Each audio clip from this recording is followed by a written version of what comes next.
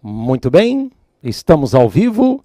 Legal, sejam todos bem-vindos à semana de atualização da nossa pós-graduação. Eu sou o professor Eduardo Sabag, professor de Direito Tributário do CERS, coordenador da pós de Direito Tributário do CERS, tanto na modalidade online como na modalidade presencial, aqui na cidade de São Paulo, capital, de onde falo ao vivo para todo o Brasil, hoje, terça-feira, dia 31 de janeiro. Estamos pontualmente aqui às 20 horas e 10 minutos e vamos ficar 50 minutos aqui num bate-papo agradabilíssimo sobre o direito tributário.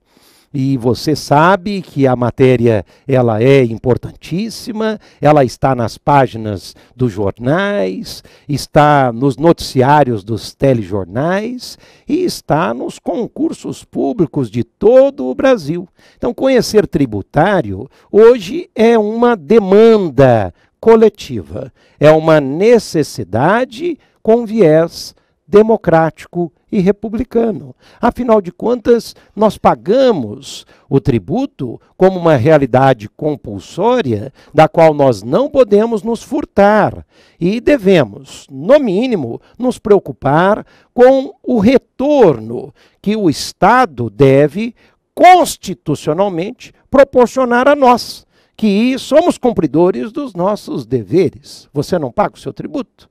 O Bruno, que está fazendo aqui essa excelente edição, paga o seu tributo. Eu que estou aqui diante de vocês, pago os meus tributos.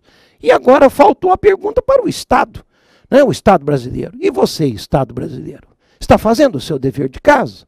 Porque eu trouxe hoje aqui números que você deverá dividir com a sua família, e são números estarrecedores de uma eventual deslealdade estatal.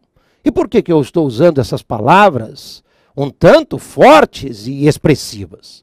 Porque na relação que se espera entre Estado, né, e contribuinte, o mínimo que deve ser homenageado é a relação de lealdade. E você deverá, né, sair desse bate-papo com algumas interrogações. E as dúvidas, elas são fundamentais para que nós alcancemos o conhecimento da realidade. Os chineses já diziam, a dúvida é a antessala do conhecimento. Então, se você quer conhecer, você tem que ter dúvida. Então, para se ter dúvida, é preciso discutir, polemizar. E por falar em polêmica, você está num ambiente adequado. É na pós-graduação que você irá polemizar os institutos jurídicos e ver a matéria com olhares críticos e com a dose, né, de polemização que se requer de todo especialista. E você será um especialista em breve conosco. Se lhe aprouver, poderá ser o meu aluno na pós de Direito Tributário, por mim coordenada, vai conhecer uma pós que já está consagrada no mercado há mais de 10 anos, já formei mais de 20 mil alunos nessa pós, viu, Bruno? Mais de 20 mil alunos, você poderá ser o próximo, um corpo docente que praticamente é o mesmo há 10 anos. E por ser o mesmo, significa que ele está validado por você e por todos os meus alunos. Então, se quiser conhecer, venha ser o meu aluno na pós de tributário, vai ser um prazer tê-lo comigo, né? E você que está próximo aqui de São Paulo, capital, né, poderá ter o privilégio de conhecer a nossa pós presencial, né, também por mim coordenada, e aí a diferença é que você estará a 2 metros do professor. Essa é a diferença, não é? E poderá ter uma pós que vai ter um apelo bastante prático.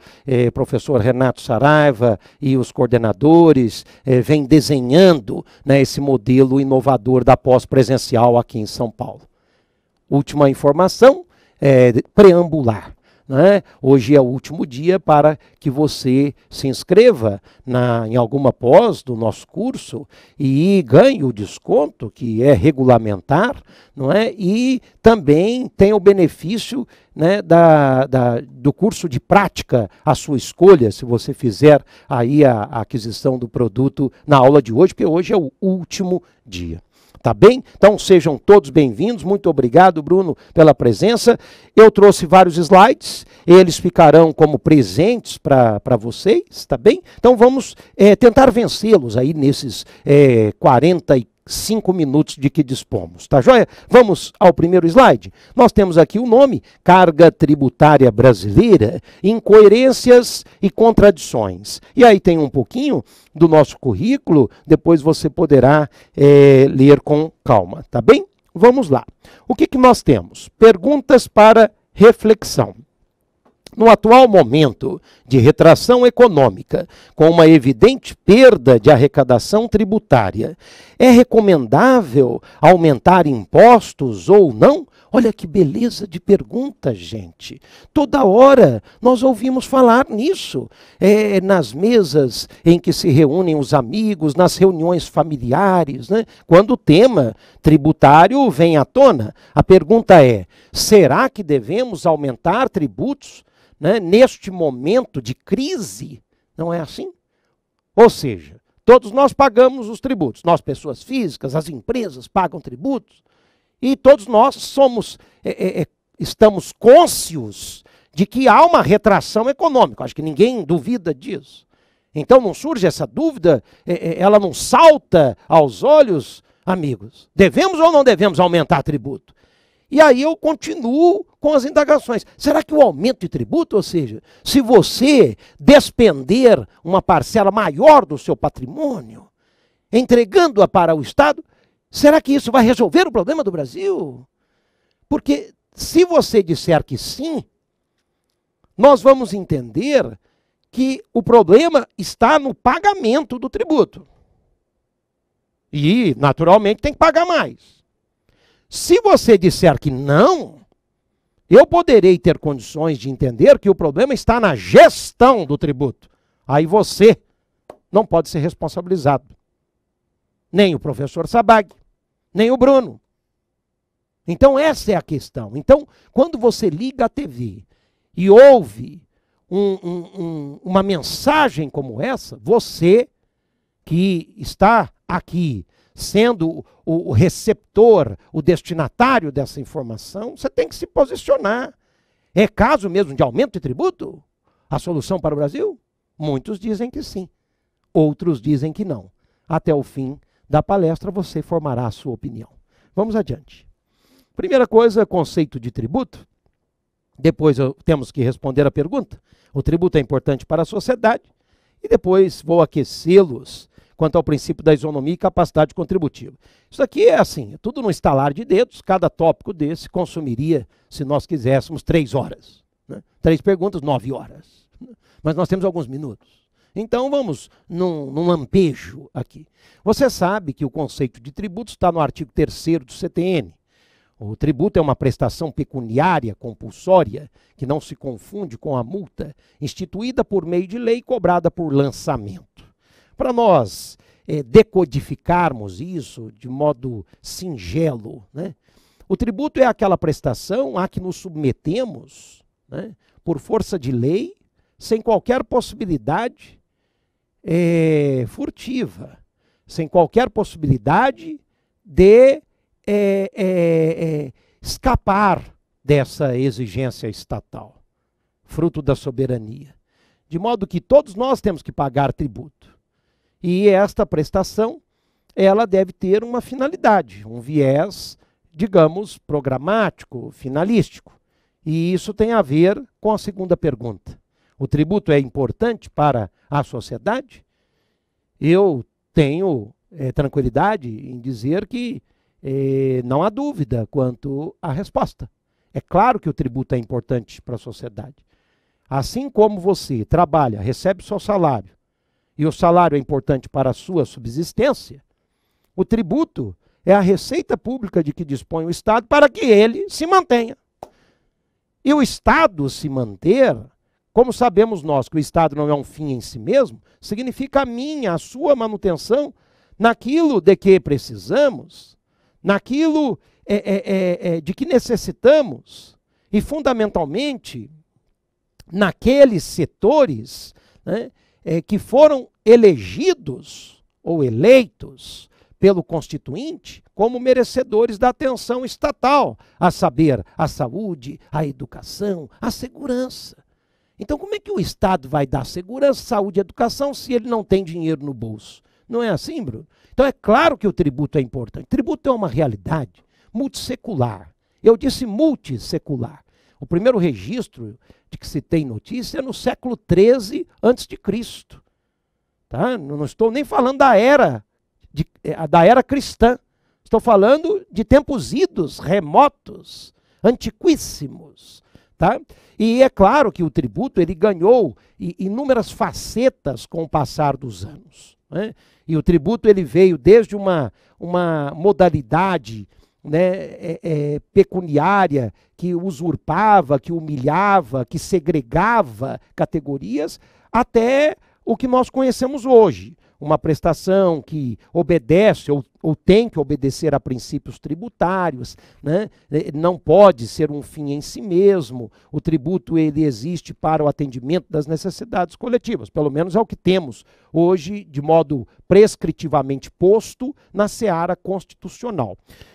Isso nos dá fôlego, por exemplo, para falar sobre o terceiro tópico desse slide. O que tem a ver o tributo com o princípio da isonomia, o princípio da capacidade contributiva? Ora, o princípio da isonomia, né, tributária está no artigo 150, inciso 1º da Constituição, e ali nós temos que o tributo ele não pode ser uma realidade que venha desigualar os seus pagadores, né, os contribuintes.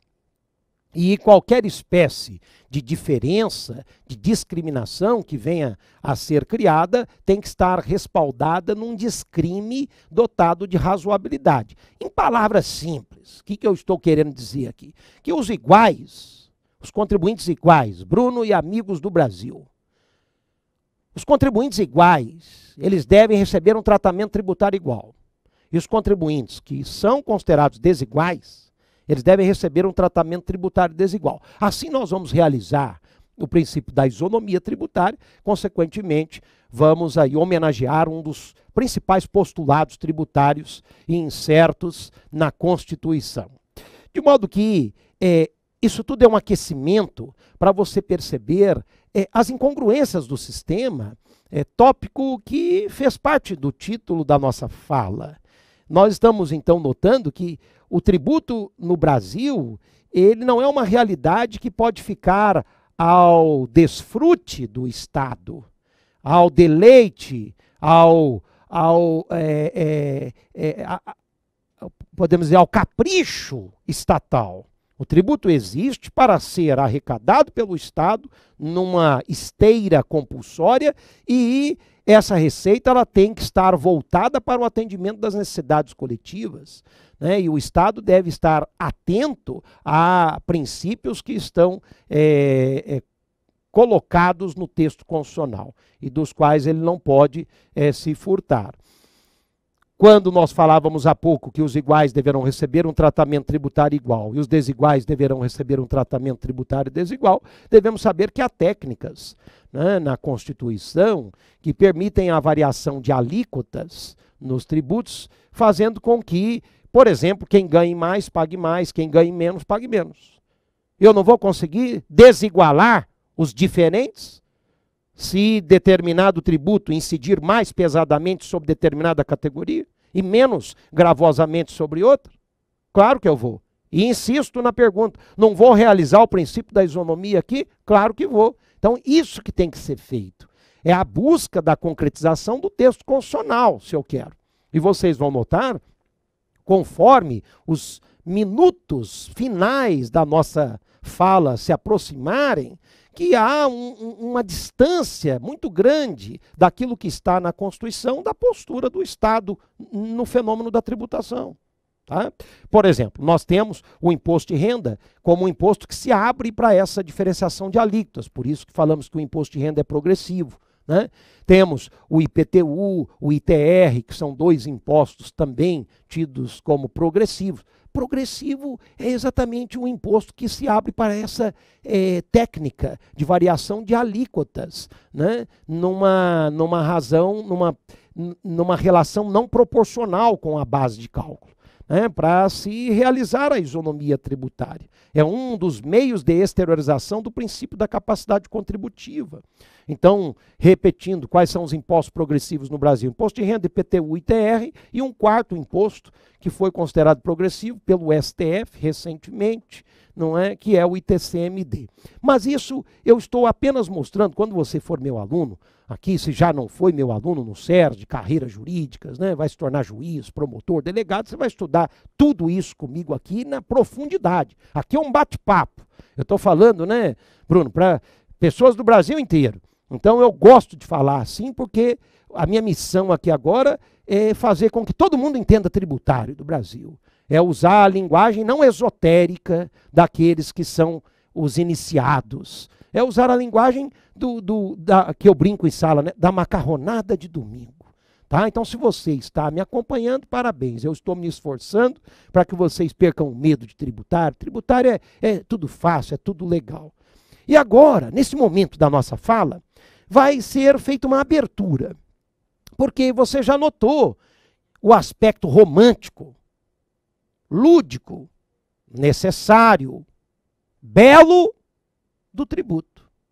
Agora vamos começar a ver o lado pouco sedutor, sobretudo do tributo brasileiro. Nós temos um tributo no Brasil que tem uma cara própria. Se você pegar todos os tributos brasileiros e estudá-los de fora, você vai perceber que eles têm uma característica preponderante. Eles acabam incidindo mais sobre determinado tipo de operação e menos sobre outra. E aí eu os convido para uma reflexão. Se naquela operação ali, que recebe o maior peso do tributo, se dela participarem as pessoas menos abastadas da sociedade, os ditos pobres, e eu acabei de falar que ali há uma concentração do tributo, qual é a conclusão a que você vai chegar? Que quem paga tributo no Brasil é pobre. Não é isso que você ouve por aí? Então o que você vai ter que aprender agora comigo é se posicionar diante disso. Será que é verdade? Então vamos sentir isso. Eu estou me referindo, de fato, a uma carga tributária brasileira preponderante sobre os bens, sobre o consumo. É aqui que incidem os tributos mais pesados, o ICMS, as contribuições. E a realidade, ela não demanda esforço mental. Todos nós consumimos, ricos ou pobres. Mas eu quero que você pense nos pobres, que também consomem. Eles não se alimentam? Eles não se vestem? Eles não têm produtos dentro de suas casas, ainda que modestas? Qual é a questão? Se a carga tributária preponderante do Brasil acaba sendo voltada para esse tipo de bem, você acaba de concluir comigo que, de fato, vai haver um peso que vai fazer, né, o ombro daquele menos abastado, o chamado pobre, sofrer mais. Se ainda você não se convenceu, pense no café da manhã do pobre. Né? Antes de ver o do pobre, pense no café da manhã do rico. O que nós temos lá no café da manhã do rico? Nós temos o café, nós temos o que mais? Suco de laranja, o que mais? Geleias, olha que beleza, né? Queijos, né? O que mais que tem no café da manhã do rico, hein? Roscas, olha lá, roscas e rosquinhas, né? Porque deve ter variação, né? O que mais? Não é? Chás, né? Finos, ótimo. Vamos agora ao café da manhã do pobre. Café. Café, né? Mais um pouco de café. Pão. Né? E, bem, não vamos nos estender mais. Aonde eu quero chegar? os impostos que incidem sobre esses bens, ainda que em quantidade diversa, são os mesmos. Então, o que acontece é que sobre a conta, né, ou melhor, na conta do pobre, vai ter um peso, né, que acaba sendo um peso tributário. É o mesmo ICMS que incide sobre o café que foi adquirido pelo rico, é o mesmo ICMS que incide sobre o café adquirido pelo pobre. Só que como o pobre não tem recurso, ele acaba sofrendo mais com o tributo no Brasil. Então, se você olhar o fenômeno tributário mundo afora, você percebe que a preocupação dos sistemas tributários nos países mais desenvolvidos não é isso. A preocupação é outra. Nós temos que deslocar a tributação para o patrimônio. E aí você já começa a ver que quem tem patrimônio é quem tem mais recursos. E esse é o grande dilema que nós temos no Brasil. Eu considero não dilema. Dilema eu teria usado uma linguagem eufemística. Né? Você também, querendo estudar português, vai estudar comigo aqui no SERSE, vai entender um pouco desses termos que eu uso na sala. Né? Por que é linguagem eufemística? Porque, na verdade, não é dilema, é mito. Nenhum governante que se candidata a cargos quaisquer enfrenta isso que eu estou conversando com você agora. Todos eles, ó, dão no pé. E vêm com discursos escorregadios, manipuladores, e que de nada valem, falando em aumento de tributo e outras invencionices, por aí. Eu quero saber sobre a cara do tributo no Brasil e outros problemas que você vai conhecer. Nosso quadro social, desigualdade e concentração de renda nos estratos superiores. Alguma dúvida disso? Nenhuma dúvida disso. Pelas palavras iniciais, ainda que resumidas, que eu trouxe a vocês, já dá para perceber que há uma desigualdade e concentração de renda. E o que nós temos no Brasil é um sistema tributário que favorece a desigualdade social, que não está, um sistema que não está vocacionado a resolver, tá? Sim, propenso a estimular, a fertilizar a desigualdade. Aí você abre a Constituição, tá lá, todos são iguais perante a lei. Homens e mulheres são iguais perante a lei. Como? Se o oxigênio do Estado é o tributo. Tá? A nossa matéria é o oxigênio. Assim como o seu salário é o que toca a sua vida. É a nossa matéria, direito tributário. E como é que eu quero realizar igualdade se eu não homenageio um sistema tributário vocacionado para a igualdade? É possível? Não. Vamos adiante. Conceito de carga tributária bruta é a participação da arrecadação tributária no PIB. Né? E é muito importante que você entenda o conceito de carga tributária. Né? E eu trato disso em todos os meus livros, e até com a sua permissão, como o meu manual acabou de chegar da editora, hoje, dia 31 de janeiro, você tem um manual da 9ª edição. Estou muito feliz porque ficou, a meu ver, né, muito bonito, e o conteúdo está melhor ainda. Eu tenho aqui conceito de carga tributária e trato desse tema aqui para o meu leitor que presta concurso, que ele tem que saber o que é carga tributária. Né? Então, está aqui o manual e eu vou ler para você o conceito de carga tributária na página 190. A carga fiscal ou carga tributária bruta corresponde à relação entre a totalidade de tributos pagos pela sociedade e o PIB. Quanto ao seu resultado, a carga fiscal será regressiva quando provocar uma maior concentração de renda na sociedade. Então nós temos uma carga tributária regressiva. Mas eu quero que você entenda o que é carga tributária, para você explicar para a família de uma forma tranquila. Assim. É um conceito relacional. Você pega tudo que se arrecada de tributo no Brasil, segura aqui. E pega tudo que se produz no Brasil, segura aqui. O que se produz no Brasil é o chamado produto interno bruto. O que se arrecada no Brasil são os tributos, nas 3 esferas. Aí você divide um elemento por outro, numa fração. Por isso que nós falamos que é um conceito relacional, porque demanda 2 elementos. Você vai dividir, vai dar uma fração de 1 para 3. 1 dividido por 3, nós sabemos que é 0,33. 0,33, 33%, que é a carga tributária no Brasil. Então, quando você vir, né, nas revistas e jornais, a carga tributária brasileira, 33%, você já entendeu o porquê. Agora, talvez ainda o seu interlocutor não acompanhe o raciocínio, então vou facilitar mais. Você vai explicar assim para ele, ó, que de tudo que se produz no Brasil, de tudo que se produz no Brasil, pensou em tudo que se produz? 33% convertem-se em receita para o Estado. Olha a pancada que sai do seu bolso. E o Estado pega todo aquele recurso, 33% de tudo que se produz, e tem só o dever de devolver para nós naquilo de que necessitamos. Que está na Constituição. Por isso que eu disse só. Estamos bem? Porque não é nada fruto de raciocínios mirabolantes.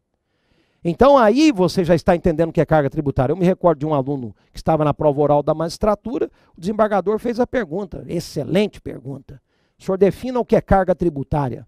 Nosso aluno sabia, o candidato anterior não sabia. Naturalmente, não era nosso aluno. Então você tem que saber, você não está estudando conosco? Então você já sabe o que é carga tributária. Carga tributária de 2015, 32,71%. O Estado brasileiro, que é um sócio, né, leva aí praticamente 1/3. E você entendeu por que é um baita de um sócio. E um sócio, às vezes, que não é muito leal, né? Porque pega todo esse recurso e tem a dificuldade de devolver. Eu trouxe aqui essa imagem para você acompanhar o crescimento da carga tributária no Brasil, ó, desde 88, 2005, 2014, 2015 e 2016. Nós tivemos uma oscilação até a repatriação de valores, nós estávamos em queda e aí ficou mais ou menos no 33%, porque teve um acréscimo de receita com a repatriação de recursos. Agora vamos falar de números, porque esses números são interessantes para vocês. A arrecadação de 1º de janeiro do ano passado até o último dia do ano passado, né? 2016. Eu trouxe os dados do impostômetro, vale a pena você conhecer o site, está aí. O Estado brasileiro arrecadou cerca de 2 trilhões e 234 bilhões de reais. Olha que tamanho de número, hein? Para você e eu, olhando para mim, continuarmos sem segurança, sem saúde pública que seja democraticamente alcançável por todos os brasileiros, né? Educação, que eu e você pagamos escola particular e deveríamos ter uma escola pública. Eu estava no Chile há um mês, na Universidade Autônoma, da qual eu sou professor e colaborador do curso de doutorado em Direito, e estava lá com os professores de todo o mundo. Então, havia os professores espanhóis, e eu sempre gosto de tocar nesses assuntos. Aí chamei o professor espanhol e falei, vem cá, pega uma caneta aí e vamos conversar. Lá na Espanha, onde você mora, professor, me conte, quanto que o senhor paga na escola particular das suas filhas? Aí ele, não pago nada. Aliás, minhas filhas estão na escola pública e excelente escola. Ah, que beleza. Vou continuar. Quanto que o senhor paga no plano de saúde? Né? Aí ele, plano de saúde? Não. Eu sei que vocês têm no Brasil. Nós não temos. Não gasto nada com plano de saúde, temos hospitais de excelente qualidade. Né? Falei, legal, vamos continuar. Quanto que o senhor paga, né, para segurança? Afinal de contas, nós não gastamos com segurança? Não gastamos? Não tem isso filme no seu carro? Cão bravo em casa? Assim, cuidado, cão bravo. Não tem? Não tem vigia noturna? Parece que uma das profissões em alta no Brasil é de vigia. Né? Todo mundo. E não tem condomínio fechado, e não tem tudo isso, carro blindado. Então ele falou, olha, lá nós não temos problema de segurança. Então isso é para você refletir, botar no papel, você está falando aí de 6, 7, 8 mil reais que você, brasileiro, tem que lutar para conseguir, e que ele, espanhol, não. Então, quando a gente olha para esse número, é para você refletir. É um número tão grande que nós temos dificuldade, por isso que eu trouxe aqui elementos mais palpáveis. A arrecadação já no primeiro mês, porque hoje é o último dia do mês, né, de janeiro. Olha ali, 1º de janeiro de 2017, vocês podem consultar esse site, é uma beleza para você pegar os números, né? Ó, cerca de 227 bilhões. Quer dizer, um mês o Estado já pegou mais de 200 bilhões. Não há novidade para ninguém saber que a maior arrecadação é do Estado de São Paulo, né, 85 bilhões. São Paulo e Rio, olhando para mim, São Paulo e Rio, de arrecadação é metade do Brasil. Metade do Brasil, São Paulo e Rio. Tá? Só para você ter noção de número. Não estou hierarquizando os estados, só para você entender. O estado de Roraima, um beijão aí para os meus queridos alunos de Roraima, estado no qual eu tenho o privilégio de estar sempre, né? Que eu trouxe aqui Roraima e Amapá, que são aqueles de menores arrecadações, né? Então veja, ó, 0,10, 0,11 aí por cento para os dois estados. Então veja a importância de São Paulo, né? E mais do que isso, veja ali o número para o primeiro mês do ano. A arrecadação ainda no primeiro mês, muito bem. Aqui eu repeti o número, mas eu quero que você fique atento às cidades de São Paulo. Só a cidade de São Paulo, a penúltima linha, ó, cerca de 3 bilhões. Agora, eu na verdade, não tive o privilégio de conhecer, seria muito bom conhecer essa cidade. Você já ouviu falar em Belágua? Claro, a gente tem que conhecer o Brasil nas suas virtudes e nas suas dificuldades. Belágua é a cidade mais pobre do Brasil. Tá? No último censo aí do IBGE de setembro de 2016. Uma cidade de 7 mil habitantes, né? Fica no maravilhoso estado do Maranhão, povo maravilhoso. Muito obrigado você, maranhense, a terra do Guaraná Jesus. Né? Seja bem-vindo, seja bem-vinda. E você sabe melhor do que eu. Belágua só teve arrecadação, veja, no mês de janeiro de 42 mil reais. Enquanto São Paulo, 3 bi. Né? Então, mas tudo isso vai levar, nós estamos falando de mais de 5.500 municípios, aquele número vultoso de quase 230 bi no primeiro mês. Bom, os estados de São Paulo, isso eu já disse. Agora, vamos adiante. O Brasil, com carga tributária de 33,4%, ocupa a primeira posição entre os países da América Latina e Caribe, cuja média é de 21%. O último posto é da Guatemala, com 12,6%, revista Exame. Eu peguei na edição do ano passado de março. Então, isso daqui é para você entender que a nossa carga tributária ela ocupa uma posição de destaque comparativamente às cargas tributárias da América Latina. Tá joia?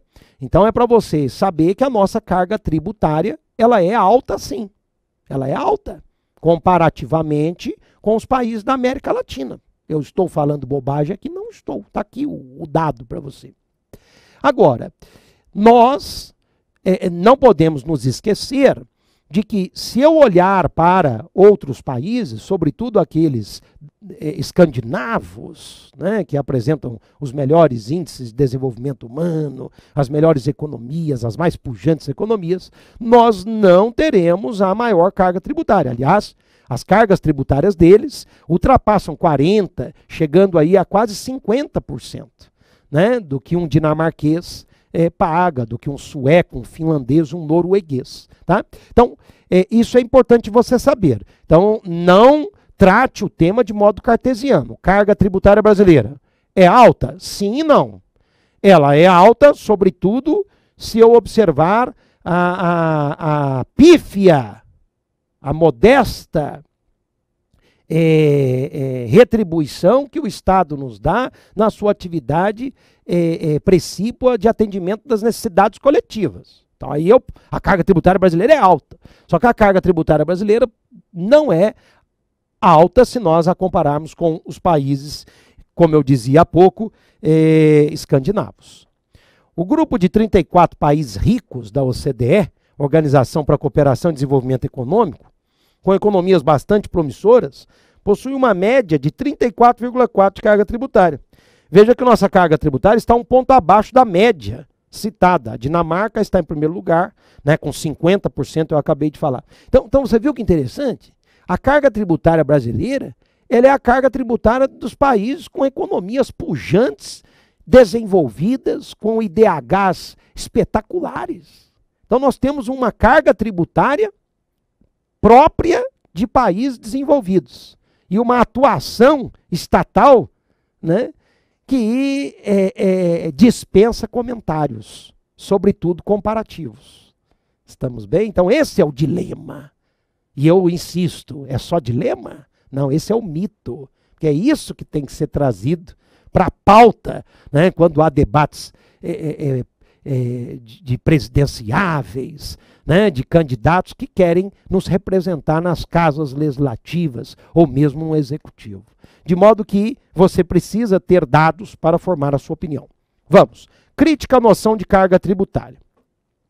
É importante vocês saberem que o índice é fluido e pouco ilustrativo. Isoladamente, ele pouco diz, devendo o índice estar interrelacionado com outros elementos. Vou virar o slide. A carga tributária pode ser diferente, desigual, a depender do setor que impacta.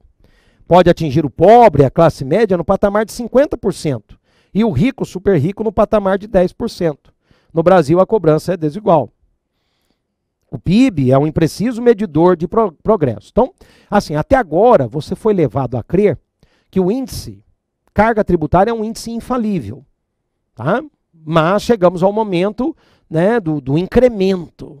Você tem que saber que ele não é um índice infalível. É um bom índice, mas há de haver ponderação. A ponderação eu trago aqui, né, recheada de provocações. Quando eu disse que carga tributária é de 33%, 32% hoje no Brasil, porque dependendo dos institutos de pesquisa e dos critérios, você pode ter uma mudança. Eu não estou dizendo que o número é infalível, porque a depender do contexto, eu posso chegar a conclusões que são desanimadoras. O pobre, a classe média no Brasil, podem suportar uma carga tributária, de repente, de 50%. E o rico e o super rico, você vai conhecer essa criatura, o super rico, daqui a pouco, podem ter uma carga tributária ínfima, perto do seu patrimônio. Então a coisa, ela é pior do que você imaginava. E o índice só, a arrecadação dividida por, confrontada com o PIB, que nos leva ao conceito de carga tributária, pode não dar conta do recado. Por isso que nós vamos ler o próximo slide. Veja a última pergunta. O PIB é um impreciso medidor de progresso. Por quê? Um grande PIB não representa um grande progresso social. Eu continuo perguntando. Uma grande produção no Brasil, por quê, né? Uma grande produção no país, quer dizer, um PIB aumentando, não significa necessariamente uma melhor qualidade de vida para as pessoas. Então é outro ponto que eu trago para vocês. Porque toda hora nós assistimos à TV, lemos os jornais e percebemos essa preocupação com o PIB, como se ele fosse resolver o problema da tributação. Temos que aumentar o nosso PIB. E quem disse que o PIB é medidor de progresso? Como eu estou provocando aqui. Você pode ter um país produzindo, mas a miserabilidade aumentando. Então há que se confrontar esse dilema barra mito que nós estamos aqui lançando com outros elementos. Mas ainda vamos a um pouco mais de provocação. O PIB não pega a informalidade, a sonegação, a qualidade de vida dos contribuintes e as políticas públicas. É por isso que ele é fluido, ele é escorregadio, né? E aí vem a noção de IDH, que eu quero passar para vocês. O IDH significa Índice de Desenvolvimento Humano. Ele tem maior credibilidade, hoje já se fala em IPS, que é o Índice de Progresso Social. Assim surge o dilema. A arrecadação total pode não corresponder exatamente à carga tributária, né? E por isso que nós, hoje, respeitamos bastante esse índice como um medidor de progresso que tem que ser levado em consideração quando se fala em tributo. A sonegação, ali foi apontada, né? Ela não passa nos filtros, né, do cômputo da carga tributária. Ela é analisada como um elemento extrínseco. A informalidade também. E nós sabemos que o Brasil é um país que sonega tributos, com força. Sabemos que há uma informalidade gigantesca no Brasil. Então, como falar em carga tributária de 33%? Se há sonegação, se há informalidade, o que significa, Bruno? significa que, de repente, a carga tributária é muito maior do que essa. Porque a conta tem que fechar. Mesmo havendo sonegação e formalidade, tem que fechar.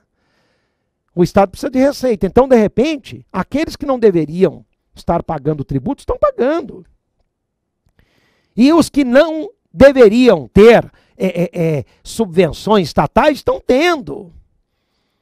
E eu começo, nesse contexto, a provocá-lo. Será um problema de pagamento ou será um problema de gestão do tributo? Me parece, já neste momento da nossa fala, que nós temos um problema de gestão do tributo no Brasil. Vamos falar um pouquinho de sonegação? Quem quiser saber sobre sonegação, consulte o site www.quantocustaobrasil.com.br. Eu trouxe para vocês os números que indicam a sonegação aqui do mês de janeiro. Veja, no mês de janeiro, de sonegação, o site aponta um número vultoso de 45 bilhões de reais. Cerca de um quarto do nosso déficit público de 2016, 170 bi, né? O valor chega a uma média de 500 bilhões de reais por ano. Então, nós temos um país, Bruno e amigos do Brasil, que sonega 500 bi por ano. E a arrecadação? A arrecadação, nós tivemos 2 tri. Então nós estamos falando de um quarto do que se arrecada é sonegado. Não é mesmo?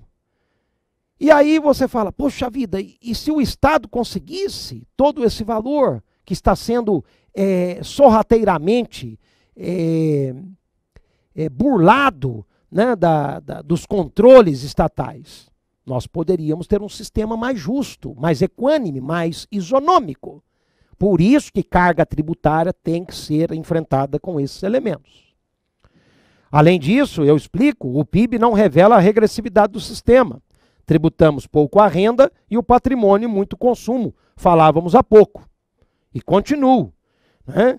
O PIB, ele não registra o quê? Que o nosso sistema, ele afaga a chamada plutocracia, que é o governo para os ricos e onera a classe média e os pobres, que são essas disfunções do sistema. Então, por isso que não quero que você glorifique demasiadamente o índice de carga tributária, mas sempre o confronte com esses elementos todos que eu estou trazendo para a mesa, não é? Que é a questão da informalidade, da sonegação. Então, falar em aumentar tributo resolve. Vamos aumentar tributo. Se você tem uma sonegação violentíssima como essa, vai aumentar a sonegação. Vai aumentar a informalidade. E por que ninguém fala isso? Chame aquele lá que falou em aumentar tributo e pergunte da sonegação. Pergunte da informalidade. Mas ninguém quer me dar a impressão. Ninguém quer falar sério sobre tributo. Sabe por quê? Porque o tema, ele não vende. Aqueles que nos representam, que precisam dos nossos votos, vão falar de tributo? Esse é um tema que é, no mínimo, anti-eleitoreiro. No mínimo. Para não falar disgusting, não é? Para não falar pouco sedutor. Então, a questão é, o tema está sendo posto, neste momento, a olho nu e em sua pele, tá? Em sua epiderme. E é assim que nós devemos enfrentá-lo. Brasil, uma pequena parcela da carga tributária, 20%, vem da tributação da renda e do lucro. Aqui para você acreditar no que eu falei. 20% da nossa carga tributária, né, vem da renda e do lucro. 20%. Nos países da OCDE, a média de incidência nesse setor é de quase 34%. Tá? Então você viu que os países, eu estou citando os países da OCDE, prestigiando aqui essa boa reportagem da revista Exame. O foco da tributação é completamente diferente do nosso. Aqui nós tributamos o consumo, a renda e queremos ter igualdade. Lá eles estão pensando na tributação sobre patrimônio, justamente para tentar equalizar os problemas da sociedade, da segregação de classes e tudo mais. Um dado curioso para vocês. O Michael Phelps ganhou várias medalhas olímpicas, equivalente aí a 140 mil dólares nas Olimpíadas, né? A tributação do fisco norte-americano foi de 55 mil dólares. Quer dizer, quase a metade do que ele ganhou, ele deixou para o fisco norte-americano. Eu fiz a conta ali, 40%, 39,5%. Os atletas de elite são fortemente atingidos nos Estados Unidos. Isso para você entender, o exemplo talvez não seja o mais eloquente. É só para você começar a comparar as realidades, respeitando as dessemelhanças. Mas veja, uma pessoa como Michael Phelps, que é uma pessoa diferente da gente. Daqui a 200 anos, ele vai ser lembrado. Nós, bem provável que não. Então, ele é uma pessoa que está no alvo da tributação. E em situação análoga, mutatis mutandis, no Brasil, nós temos pessoas privilegiadas que estão fora do alvo da tributação. Esse é o problema. Vamos adiante. Brasil, uma grande parcela da carga tributária, 42%, vem da tributação sobre o consumo, mercadorias, serviços, aí o que eu falei, você já tem número. Essa incidência chega a equivaler a quase 19% do PIB, a média da OCDE não passa de 12%. Aí, Bruno, os dados estão aqui, olha. Estamos bem? Então, nós estamos na contramão, você concorda que é na contramão? Então tá. Brasil, taxação média dos alimentos, 17%. Nos países da União Europeia, o índice gira em torno de 5%. Bom, alimento, para que alimento? Né? A gente pode sobreviver com vento, né? Para que alimento? Né? Vamos adiante. Brasil, uma grande parcela da carga tributária, 26%, serve para financiar o segmento da Seguridade Social. Nos países da América Latina e Caribe, a média de incidência nesse setor é 16%. O tema está em voga e acreditamos que está em tempo certo, né? Justamente porque nós, na perspectiva do direito tributário, nos sentimos incomodados com essa destinação vultosa de recursos para a Seguridade Social, via contribuições e outros tributos, e, concomitantemente, a constante constatação, né, de rombo na Previdência. Isso nos parece minimamente paradoxal. Vamos. Quanto mais algumas incongruências, vou mostrar para vocês. Temos uma isenção de imposto de renda sobre lucros e dividendos distribuídos a acionistas de empresas, né? Sempre critiquei isso daqui, há aqueles que defendem, respeitamos, mas eu quero mostrar para vocês quem que distribui, né, dividendos a acionistas. Não parece que essa distribuição de dividendos a acionistas seja feita por aqueles pobres, a que fiz menção. Então você vai ver o que essas pessoas recebem do Estado que tributa. Venha ver. Temos uma jabuticaba. A gente fala jabuticaba porque só existe no Brasil. Aumenta a concentração de renda nas camadas superiores. Olhando para mim, o que eles recebem da tributação do Estado é isenção. Isenção de imposto de renda nesse tipo de operação. E quem faz esse tipo de operação são pessoas abastadas. Algumas consideradas até super ricas. Até 2008, dos 34 países da OCDE, 4 deles também isentavam. Só 4. Grécia, Eslováquia, México e Estônia. De lá para cá, todos alteraram a regra, menos a Estônia. Brasil e Estônia seguem juntos, defendendo o modelo. Então, o planeta vai para uma outra direção. Brasil e Estônia, estamos num outro caminho. Isso é para você refletir, não é? Sobre um dado que para mim é incongruente. 2. A tributação das aplicações financeiras com a alíquota que não passa de 20%, enquanto o IR sobre o povão vai até 27,5%. Olhando para mim. Precisa explicar? Quem que faz operação financeira? São aqueles que têm condições, classe média. Né? Agora, nós temos uma tributação menor do que a tributação sobre a renda. Então, qual a conclusão a que chegamos? O que não é originário do trabalho, não tributa. O que é originário do trabalho, tributa. Esse é o lema do Brasil. Quer dizer, o que você tem do trabalho, o que não é originário do trabalho, né, que são essas operações, eu não vou tributar. Agora, o que é originário da tua transpiração, eu vou tributar, mas não deveria ser o contrário?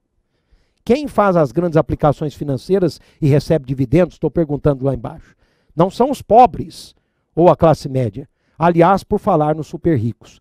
Então, eu já estou próximo do meu tempo. O Bruno tem que me ajudar, aí se eu tenho algum tempo extra, ainda que pequeno, nós estamos ao vivo no Brasil, mas para eu conseguir terminar. Porque eu quero que você saia daqui conhecendo os super ricos. Né? Os super ricos, venha ver. Ó, aliás, por falar nos super ricos. Ó, O Brasil é o paraíso para quem está no topo da pirâmide.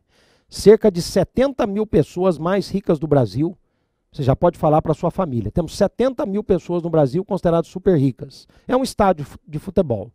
Né? Mas para um país, né, de extensão continental, você não acha, né, que nós estamos falando de uma quantidade, né, que deve ser conhecida. 70 mil pessoas mais ricas do Brasil concentram 8% da renda nacional das famílias. Na Colômbia, a concentração de renda é de 5,4%, nos países envolvidos 2%. Então veja, super rico no Brasil, ele é um cara feliz.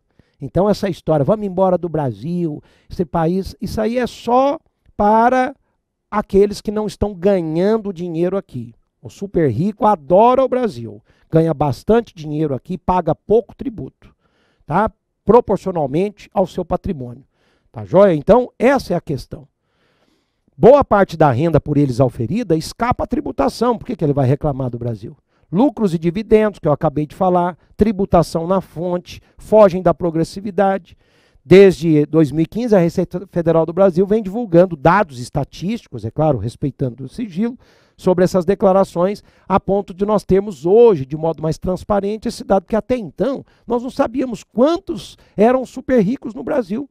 E hoje nós já podemos falar 70 mil pessoas, né, que acabam aí concentrando renda e tendo um cenário muito favorável, né? Mais um ponto de incongruência, o Brasil é um dos países com maior sonegação. Estima-se que 27,6% da arrecadação é objeto de sonegação, 10% do PIB. Né? Por aqui, sonegar chega a ser quase que moralmente aceitável. Isso também temos que mudar, né, gente? Você não pode concordar com o seu colega, seu amigo, que se vangloria de ter sonegado tributo. Por quê? Porque o ato de pagar o tributo, ele é um ato que é cívico, e que mantém o Estado, mantém a nossa realidade, a nossa democracia, a nossa federação, a nossa república.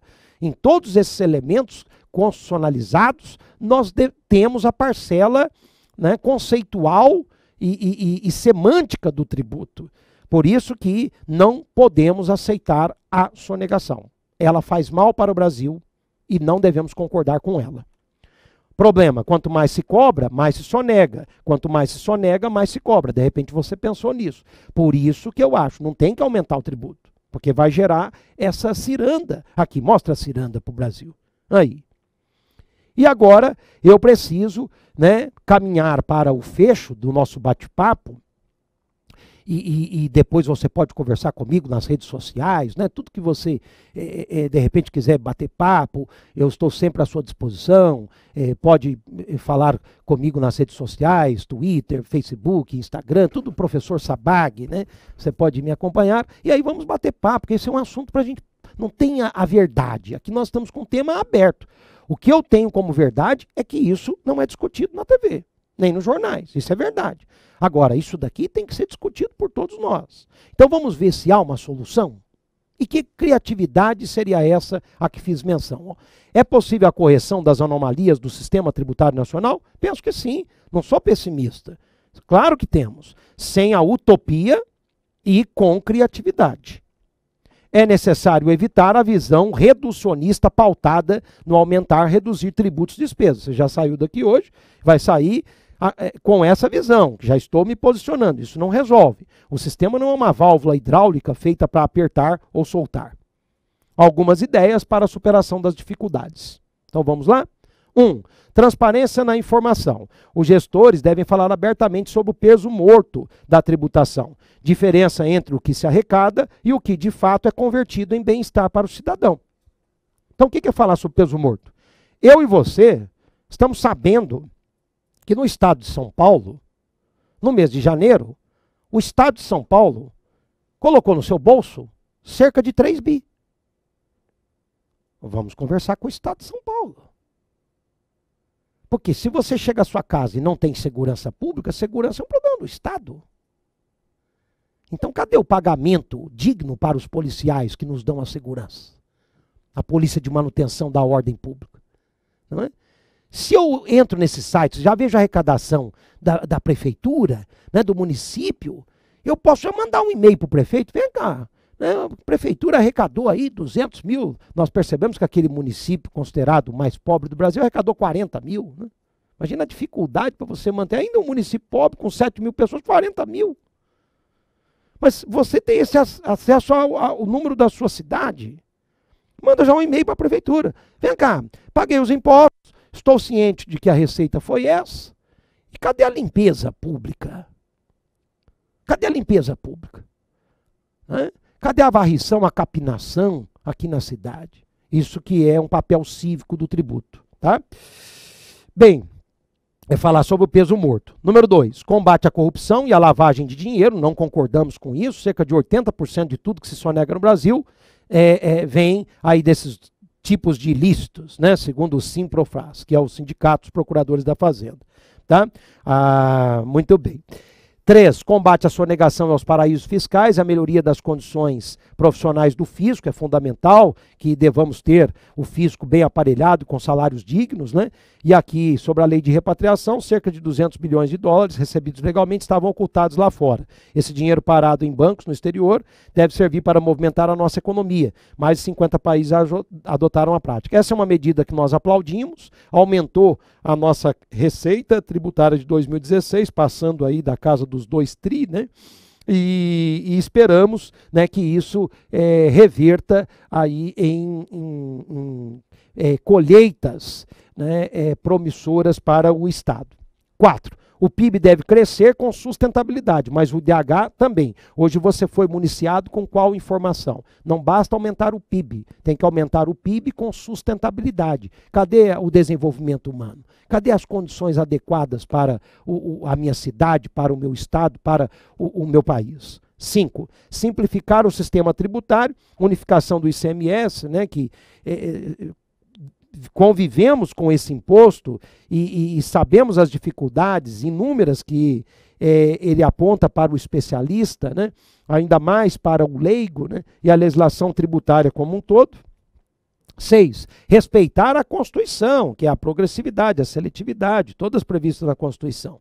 7, alíquotas mais modestas dos impostos que incidem sobre patrimônio. A ideia é nós tentarmos, né, migrar para aquele sistema, né, que desonere a tributação dos bens de consumo e traga um peso mais significativo para os impostos sobre patrimônio. É claro que a classe média não quer mais pagar imposto sobre patrimônio, mas do jeito que está, a situação ela provoca desigualdade. E a desigualdade social, ela é uma semente para gerar inúmeros problemas na nossa sociedade. É isso que nós devemos pensar, tá? Então, vamos adiante. 7, eliminar a política de favoritismos, guerra fiscal, estimular a redistribuição de renda.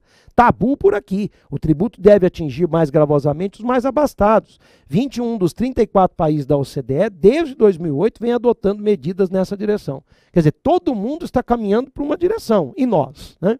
8, política séria de contenção de gastos, ajuste fiscal, o país tem que ser menos gastão, né, sem sacrificar os mais pobres e a classe média. Porque essa história de ser menos gastão e aumentar tributo, quem que vai pagar a conta? Eu e você. Não é? Então a ideia é ser menos gastão, ser menos gastador, perdulário, porque o Brasil é um país gastão, perdulário, né? E de repente, não é, cônscio desses defeitos, pensar num sistema tributário isonômico, equânime e que possa concretizar o que eu resumidamente coloquei em um slide, o melhor dos mundos. O que seria o melhor dos mundos? A redução da carga tributária. Por quê? Só falar em aumento. Vamos pensar em redução da carga. O aumento da arrecadação, o aumento do PIB, o aumento da distribuição de renda e a melhoria da qualidade de vida. E eu chamo isso do quê? De uma reforma sensata do sistema. É o de que precisamos. Tá? Então, é claro que isso não se faz do dia para a noite, isso requer muita discussão e nós estamos dando o primeiro passo. Somos professores, somos aqueles que dividimos com vocês os momentos, né, de criticidade, e é daqui que podem ser fertilizadas as ideias para você discutir em casa, discutir no concurso público, discutir no seu trabalho e pensarmos aí em delinear um país mais justo. Tudo bem? Então o nosso último slide está aqui, sempre terminamos com o nosso lema. Muito obrigado, estude mais, estude sempre. Você que viu ali o nosso manual, conheça também os nossos livros da pós-graduação em Direito Tributário. Né? A nossa pós em Direito Tributário ela é tão chique, né, que os meus alunos têm livro do nosso curso, que são os estudos tributários, 2 volumes. Você vem para tributário, você pode acompanhar após, né, com o meu time, é o time de coautores aqui desses 2 volumes, estudos tributários, né, da Saraiva, todos aí da Saraiva, o Manual de Direito Tributário, que eu mostrei para vocês, atualizadíssimo para 2017, e nós que gostamos de português, poderemos curtir aí a evolução, né, na língua e suas idiosincrasias, particularidades no Manual de Português Jurídico. Veja aí embaixo, compre com desconto, é só acessar a nossa página e você poderá ter uma ótima notícia. Aí estão as nossas redes sociais e com isso eu me despeço de vocês. Foi um excelente momento, você que já me acompanha de longa data, sabe a minha predileção pelos momentos ao vivo, né, que eu me sinto muito bem também no online, né, que é a nossa vida aqui no CERS, mas o ao vivo ele tem o seu charme, né? Então estar com você ao vivo para todo o Brasil é uma alegria, uma dádiva, uma bênção, né? Então agradeço a Deus por me permitir estar com vocês e agradeço a vocês pela excelente e eminente companhia. Receba o meu abraço. Até uma próxima. Obrigado. Tchau, tchau.